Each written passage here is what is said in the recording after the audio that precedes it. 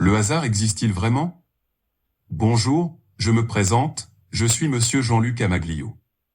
Je vous propose une expérience de pensée pour comprendre le hasard et répondre à cette question. Le hasard existe-t-il vraiment?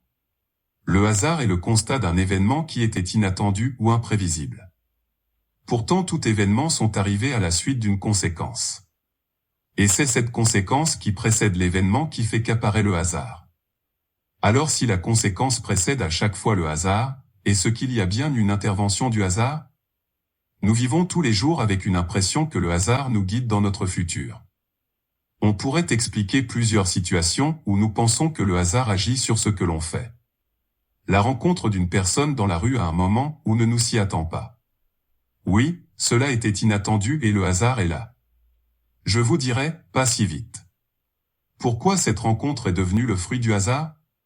Parce que nous n'étions pas informés que la personne allait prendre le même chemin que nous au même moment. Ce même événement avec un rendez-vous ne serait plus un hasard. Donc c'est le fait de ne pas savoir qui nous fait que le hasard intervient. Un autre cas qui nous fait intervenir le hasard. Le lancement de dés. Il peut nous apparaître avec un résultat qui est défini par le hasard. Pourtant, si l'on réfléchit bien, le résultat dépend de notre façon de lancer les dés.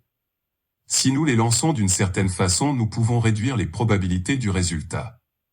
Mais il est vrai que lancer les dés fortement réduit cette probabilité et nous sommes dans l'incapacité de prévoir le résultat. Et c'est là que nous pensons que le hasard commence à intervenir. Pourtant, si nous réfléchissons bien, est-ce que cela est-il vraiment du hasard? La science nous dit qu'il n'y a pas de hasard. Alors pour ce qui nous concerne, les dés que l'on lance sont comme tout ce qui nous entoure, ils subissent les lois qui nous gouvernent.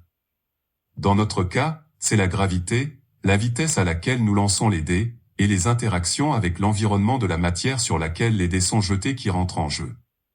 Vu sous cet angle, tout devient calculable ou mesurable donnant plus de place au hasard. Comme si avec une simulation algorithmique, nous pourrions connaître le résultat à l'avance. Bien sûr, il y a beaucoup trop de paramètres à prendre en compte et cela n'est pas possible de le calculer avec notre cerveau.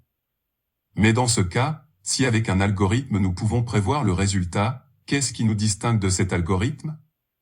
La réponse est que c'est notre incapacité à calculer le résultat, donc c'est notre ignorance. Et étant donné que nous sommes dans cette ignorance, nous disons que c'est le hasard. Car en théorie, avec une super intelligence artificielle qui calcule tous les comportements des dés, le hasard n'aurait plus lieu. À moins que par hasard je ne débranche la prise de courant de cette intelligence artificielle. Un autre cas qui nous fait intervenir le hasard. Ce sont les coïncidences. Les coïncidences sont des événements qui nous font intervenir le hasard. Pensez à une personne que l'on n'a pas vue depuis longtemps.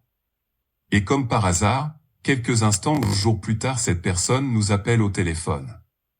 Nous pensons tout de suite que la coïncidence est arrivée comme par hasard. Nous imaginons qu'une sorte de prédiction nous a été faite pour voir un événement du futur. Il est vrai que cela est un peu troublant de constater des événements qui arrivent après une pensée qui n'a rien d'une prédiction. Pour autant, il doit bien y avoir une explication rationnelle à ce constat. Si nous pouvons apercevoir un événement de notre avenir, cela veut peut-être dire qu'il est déjà écrit?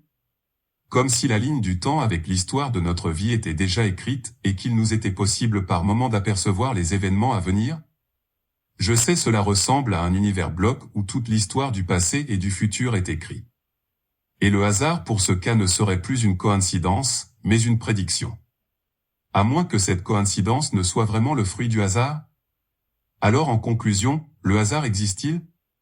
Pour moi, la réponse est non, mais pour vous quel est votre avis?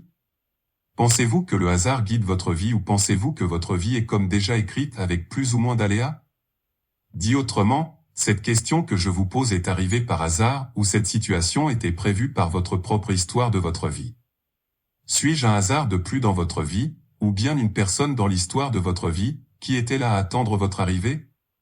Je vous laisse réfléchir à cette question. Je vous invite s'il vous plaît à faire connaître cette proposition, de façon à avoir plusieurs avis. Merci de m'avoir écouté et je vous dis à bientôt. Cordialement. Jean-Luc Amaglio.